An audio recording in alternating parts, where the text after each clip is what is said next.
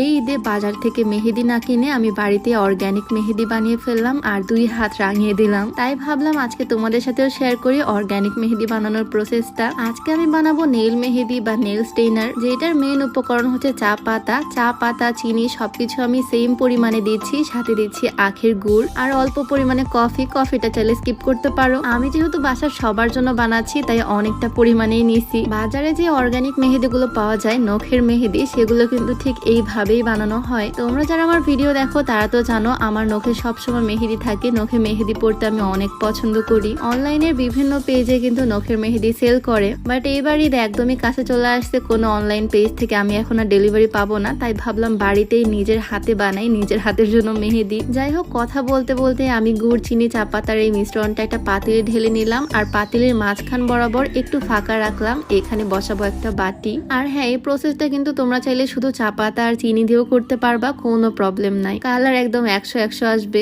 যাই হোক, চুলার উপরে বসাই দিলাম আর তার উপরে দিয়ে দিলাম একটা প্লেট, আর প্লেটের উপরে দিয়ে দিচ্ছি হালকা গরম পানি। এইটার উপরে আবারও আমি ঢাকনা দিয়ে ঢেকে দিচ্ছি। এই প্রসেসটাই কিন্তু ফলো করে তোমাদেরকেও করতে হবে যারা বাসায় বসে অর্গানিক মেহেদি বানাতে চাচ্ছ আর কি। যাই হোক, আমি এখানে ময়দা গুলিয়ে একদম সুন্দরভাবে পাতিলের সাথে ঢাকনাটা আটকে দিলাম, যাতে কোনোভাবেই বাষ্প বাহিরে বের না হয়, কারণ এই বাষ্পগুলোই কিন্তু জমা হয়ে হয়ে আমাদের মেইন মেহেদিটা হবে। 10 মিনিট মতো আমি অপেক্ষা করলাম। একদম লো হিটে ছিল চুলা। আমি এই সিলটা সুন্দরভাবে খুলে নিলাম আর দেখো আমাদের মেহেদি কিন্তু কমপ্লিট। এই বাটির ভিতরে মেহেদি গুলো জমা হয়েছে। আর পাশে দেখলে তোমরা বুঝতে পারবা পাতিলটা কিন্তু একদম পুড়ে গেছে। এই পাতিলটা দিয়ে মেবি আর কোনো কাজ করা যাবে না। এই মেহেদি বানাতে হলে একটা বাসন তোমাকে নষ্ট করতে হবে। যদিও বাজারে এই মেহেদির দাম অনেক, যারা অর্গানিক মেহেদি সেল করে। এই পাতিলটা আমি নেক্সটে মেহেদি বানানোর কাজে লাগাবো। যাই হোক, মেহেদির মেইন লিকুইডটা আমি পেয়ে গেছি। এর মধ্যে আমি অ্যাড করলাম 1 চামচ পরিমাণে ময়দা। মেহেদির ঘনত্বটা আনার জন্য এই ময়দাটা আমি ইউজ করছি। যারা মেহেদি সেল করে তারাও কিন্তু এভাবে ময়দা দিয়ে মিক্স করে। এই ময়দাটা দেওয়ার কারণে মেহেদিটা নখের সাথে খুব ভালোভাবে লেগে থাকবে, উঠে যাবে না।